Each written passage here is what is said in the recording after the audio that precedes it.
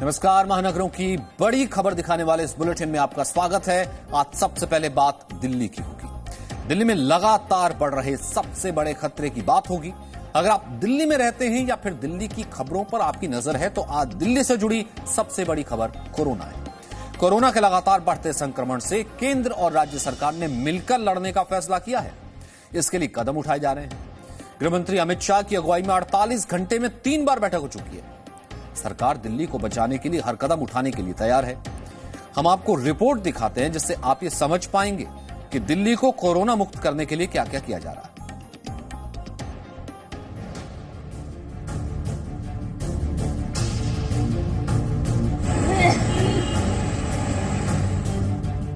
एक जून को दिल्ली में 20,834 लोग कोरोना से संक्रमित थे।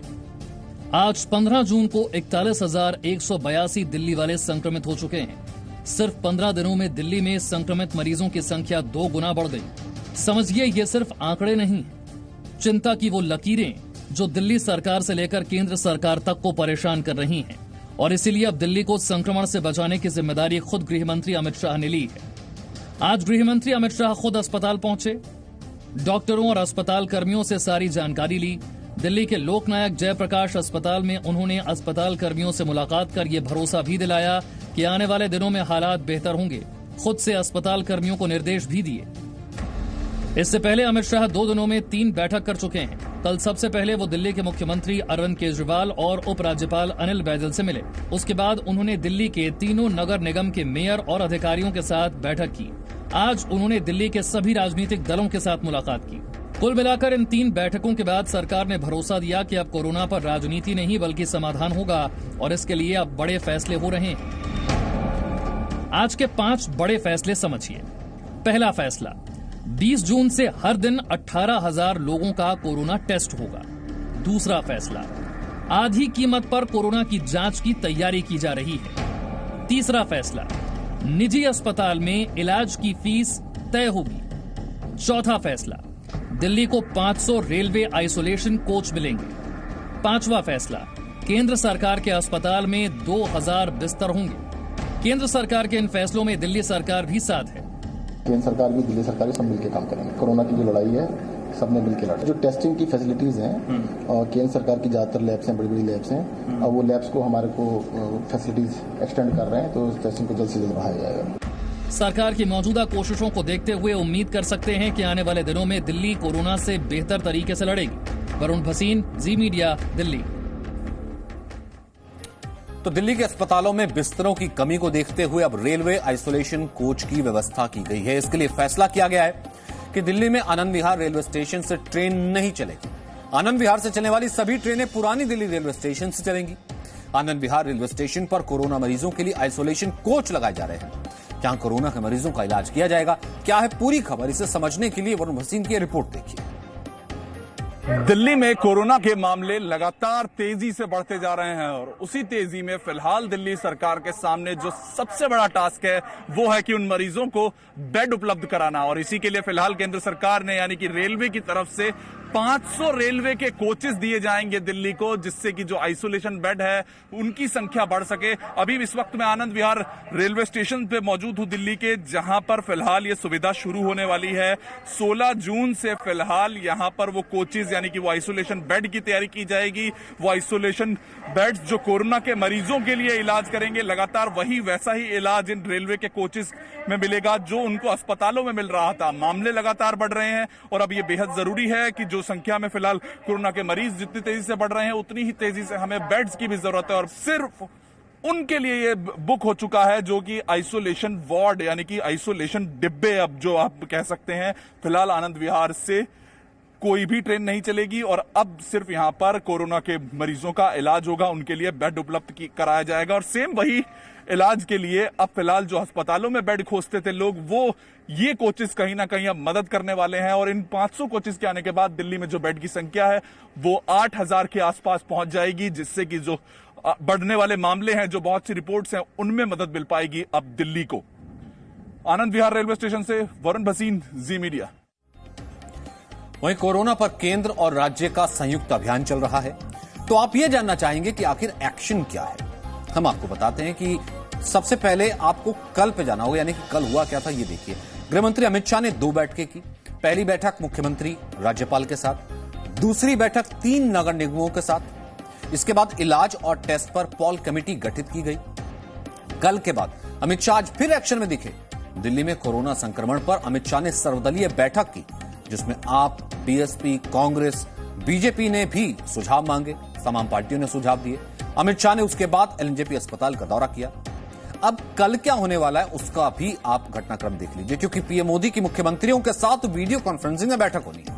मुख्यमंत्रियों के साथ बैठक 2 दिन तक चलेगी। बैठक में अनलॉक 1 के असर पर चर्चा संभव है और कोरोना को बढ़ने से रोकने के लिए नई रणनीति पर भी विचार किया जा सकता है। लॉकडाउन की संभावनाओं पर भी चर्चा मुमकिन है।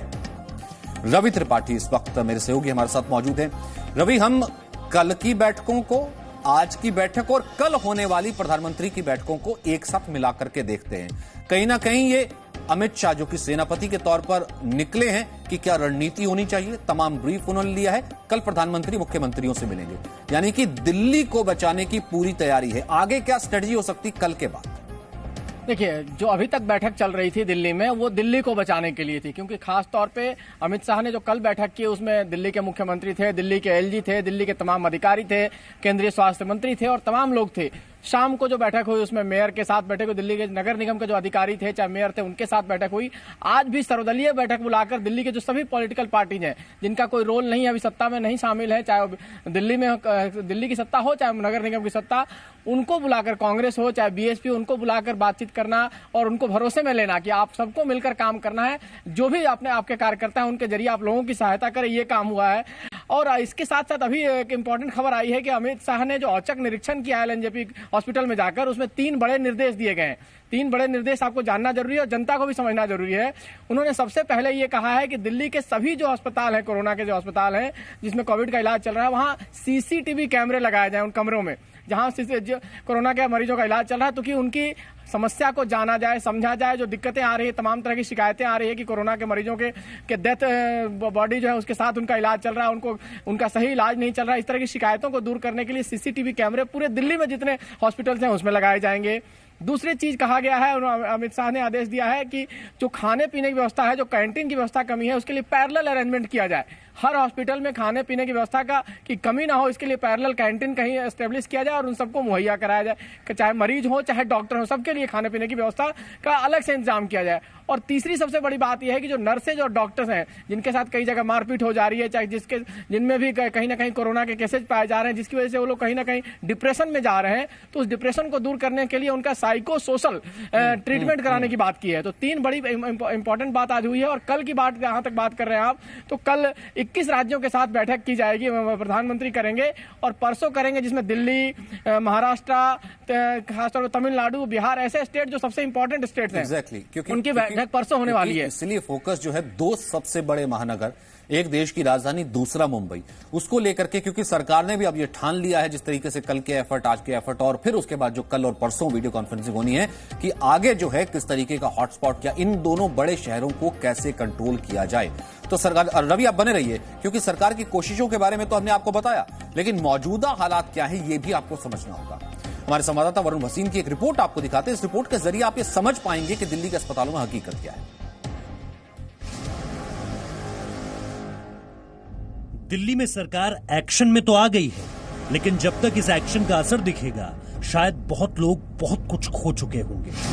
दिल्ली के अस्पतालों के बाहर ऐसे ही लोग परेशान हैं। किसी को इलाज नहीं मिल रहा तो कुछ अपनों को खो चुके हैं। ये रामदेव के परिवार के सदस्य हैं। रामदेव 1 महीने पहले कोरोना संक्रमण के शिकार हुए थे। 1 महीने से हर दिन इनका परिवार अस्पतालों के चक्कर लगा रहा है, लेकिन रामदेव को कुछ पता नहीं चल रहा। दिल्ली के अस्पतालों में फिलहाल जो हालात हैं वो बेहद बुरे हैं और ये मैं आपको ग्राउंड रिपोर्ट के जरिए बता रहा हूं और ग्राउंड से बहुत सी ऐसी बातें सुनने को मिल रही हैं जो आपका दिल दहला देंगी। अभी फिलहाल मेरे साथ एक परिवार है जो पिछले 1 महीने से अपने परिजन को ढूंढ रहा है, अपने पति को ढूंढ रही है। महिला पिछले 1 महीने से लगातार अस्पतालों के चक्कर काट रही है और उन्हें अब तक उनके बारे में कुछ पता नहीं चल पा रहा है। मैम क्या हुआ, मतलब आप लाए थे उनको इलाज के लिए, उसके बाद से क्या 1 महीने से नहीं मिल? 1 महीना हो गए, 1 महीना से कोई पता नहीं चल रहा है।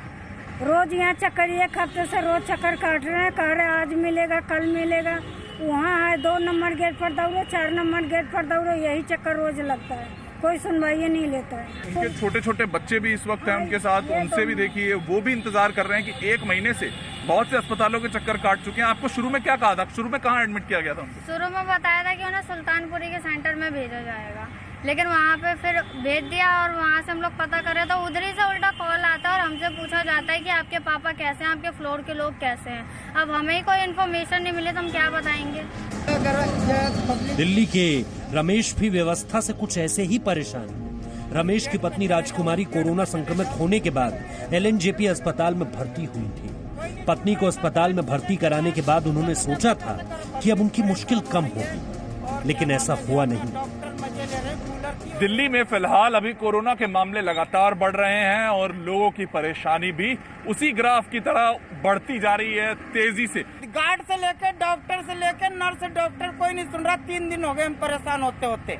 क्या जवाब देते क्या? कोई जवाब, कोई कहता उस गेट पे चले जाओ, कोई कहता उस गेट पे चले जाओ। आपके कौन एडमिट है? हाँ जी, हमारी है, घर वाली है। 3 दिन से परेशान है और कोई सुनकर राजी नहीं है। कुल मिलाकर दिल्ली के ज्यादातर अस्पतालों में यही हालात है।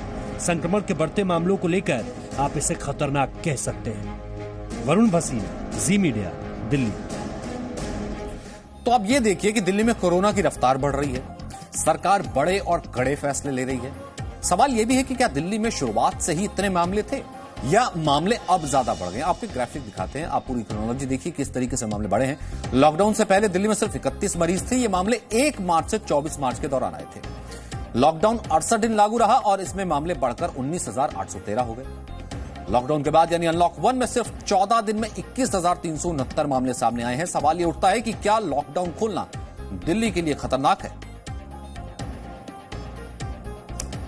रवि, सवाल मेरा ये है यहां से, क्योंकि अगर मैं इस ग्राफ पर नजर डालता हूं, जब से लॉकडाउन खुला दिल्ली अनलॉक हुई और दिल्ली में कोरोना की मार जो है लगभग जो है बहुत जबरदस्त तरीके से बढ़ी है। क्या दोबारा लॉकडाउन होगा? 30 सेकंड में। देखिए, मुझे नहीं लगता है कि लॉकडाउन की स्थिति आएगी, क्योंकि जिस तरह से केंद्र सरकार ने मोर्चा संभाला है और कहीं ना कहीं एक तरह से कहा जाए पूरा कामकाज का जिम्मा अमित शाह ने ले लिया है, पूरे कंट्रोल को अमित शाह ने लिया है। इनके जरिए काम करना है, केजरीवाल को के जरिए काम कराना है, लेकिन पूरा कंट्रोल एक तरह से कहा जाए अमित शाह ने ले लिया है। 5 बड़े अधिकारी लगाए गए हैं, तमाम बेड की व्यवस्था की जा रही है, तमाम तरह के टेस्टिंग की व्यवस्था की जा रही है और सब लोगों पर अमित शाह की नजर है। जब अस्पताल में जाना, निर्देश देना चीफ सेक्रेटरी को क्या क्या काम करना। तो जो आज बात हो रही है उसमें आया है कि आज कहीं से कोई इस बात की चर्चा नहीं हुई कि कोई अगला लॉकडाउन होगा। संजय सिंह ने तो साफ साफ कहा कि मीटिंग में चर्चा हुई कि लॉकडाउन की कोई जरूरत नहीं है, मुस्तैदी की जरूरत है और मुस्तैदी के साथ साथ एक साथ मिलकर एकजुट होकर काम करने की जरूरत है।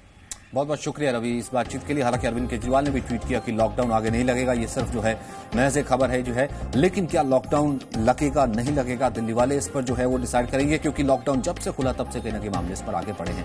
ये बात थी दिल्ली की। आगे बढ़ते मुंबई लिए। Presenting B News app available on Google Play and App Store. Download it now.